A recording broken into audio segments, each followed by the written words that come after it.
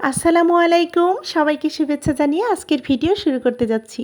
আজ আপনাদের সামনে নিয়ে এসেছি এই প্রচণ্ড গরমে প্রাণ জোড়ানো লস্যি। পাকা আমের লস্যি বানাবো কীভাবে সেই প্রস্তুত প্রণালী আপনাদের সামনে তুলে ধরেছি। আশা করি রেসিপিটি ভালো লাগবে। ভালো লাগলে অবশ্যই লাইক, কমেন্ট, শেয়ার করতে ভুলবেন না।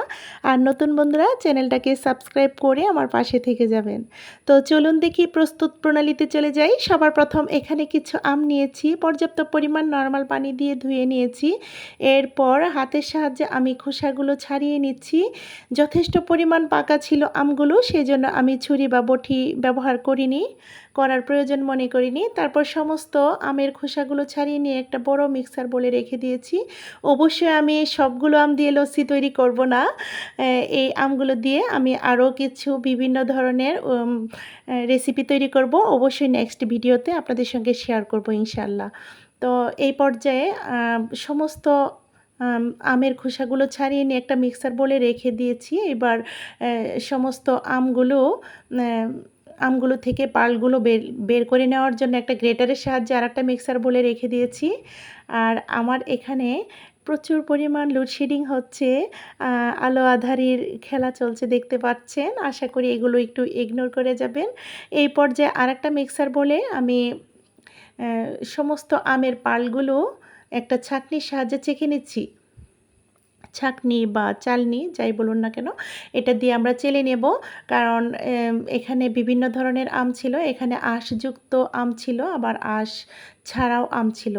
তাই যেন এই আঁশগুলো আমাদের মুখে না পড়ে সেজন্য আমরা চেলে নিতে চেষ্টা করব। এই পর্যায়ে 2টা পাকা কলা দিয়ে দিচ্ছি। নাইফের সাহায্যে একটু স্লাইস করে কেটে নিয়ে মিক্সার বোলে রেখে দিচ্ছি। আমি আমার পরিমাণ মতো করে নিয়ে নিয়েছি এখানে আমের পাল।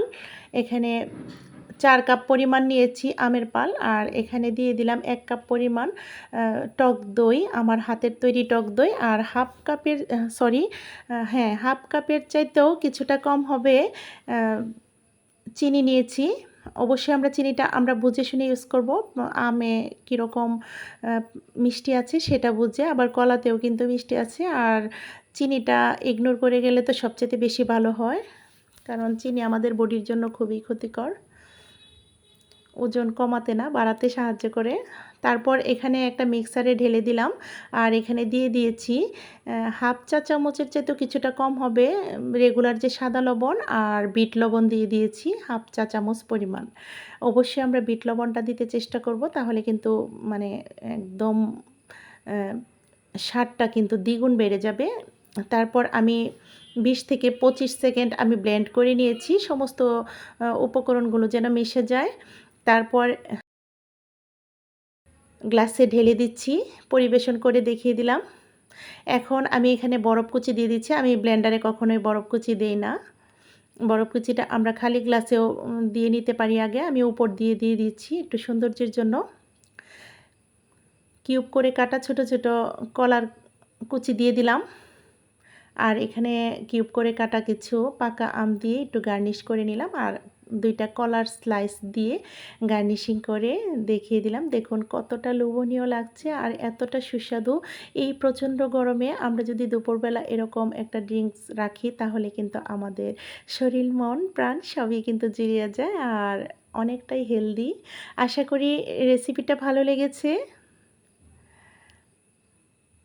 তো আগামী ভিডিও দেখার আমন্ত্রণ জানিয়ে আজকের মতো ভিডিওটা এখানেই শেষ করব।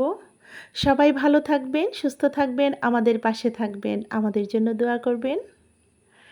আল্লাহ হাফেজ। আসসালামু আলাইকুম।